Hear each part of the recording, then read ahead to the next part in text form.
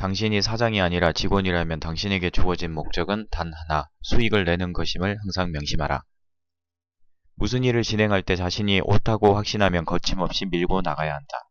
뛰어난 사람일수록 잘못을 많이 한다. 그만큼 새로운 것을 시도하기 때문이다. 단순히 운동을 하는 것 자체는 복잡하거나 어렵지 않지만 능수능란한 모습을 보여주기 위해서는 평균 이상의 연습을 해야 한다.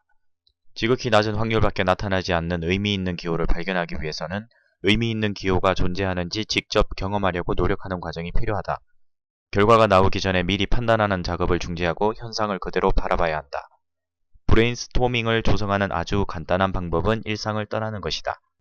생활에 상호 연관성을 고려하면서 소비 트렌드를 추적하려고 할 때 가장 손쉬운 방법은 매스컴의 동향을 살피는 것이다.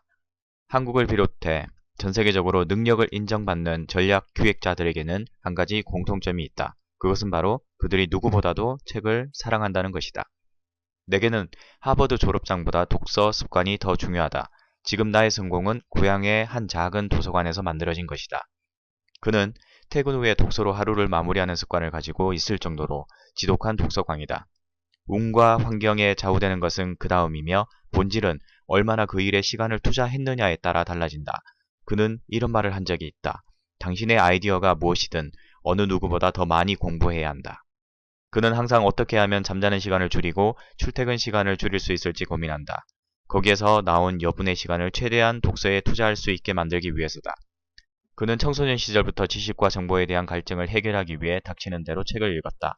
앞으로 어떤 사업을 해야 할지 막막할 때 그는 주저없이 독서를 한다. 특히 그가 최고로 생각하는 공부의 방법은 독서이다. 속독으로 읽은 책의 지식은 그만큼 빠르게 사라진다. 중요한 것은 단 한 권을 읽더라도 그것을 온전히 내 것으로 만드는 독서를 하는 것이다.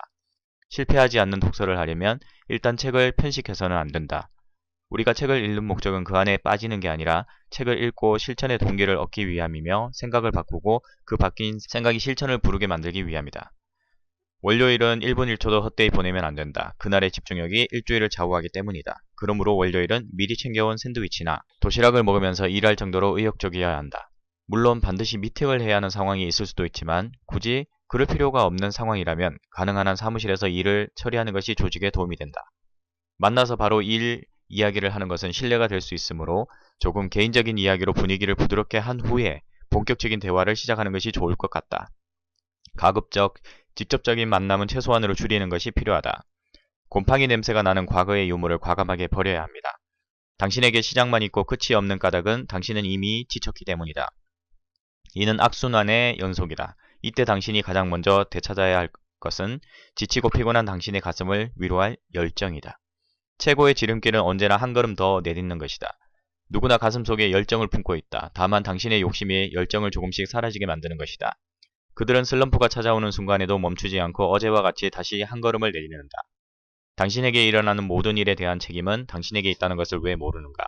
남 탓을 하지 않고 어떤 고난도 견뎌내는 사람들은 부정적인 생각에 빠지지 않는다. 세상은 늘 약자를 괴롭힌다고 말하며 약자가 도덕적인 것처럼 말하며 그렇게 스스로를 속이며 약자로 머무는 것을 정당화하지 말라. 회사 안에서 가장 성과를 많이 올리고 있는 직원은 노조가 없어도 사장 앞에서 자신이 하고 싶은 말을 다 한다. 회사에서 큰 놈은 사장이다. 두 번째로 큰 놈은 능력이 있는 사람이다. 다윗의 몸을 가지고 골리앗의 대우를 받기를 원하지 말라. 불평을 하지 말고 골리앗이 되어라. 당신이 골리앗이 되어 힘이 없는 사람들을 돌보고 선행을 하라. 문제는 세련된 영어 구사 능력이 아니라 자기만의 아이디어와 콘텐츠를 어떤 논리로 제시하고 관철시킬 것인가 하는 것이다. 늘 그렇게 해왔으니까 파업을 해도 별다른 문제가 없겠지. 다른 정치인들도 늘 이 정도의 뇌물을 받아왔으니 괜찮겠지. 등과 같은 시대에 따른 변화를 거부하는 사람들의 생각을 창의적인 인재를 만들어내는데 그 어떤 도움도 주지 못한다. 이제는 열심히 일하는 work hard 것보다는 지혜롭게 일하는 work smart 것이 필요한 시대다.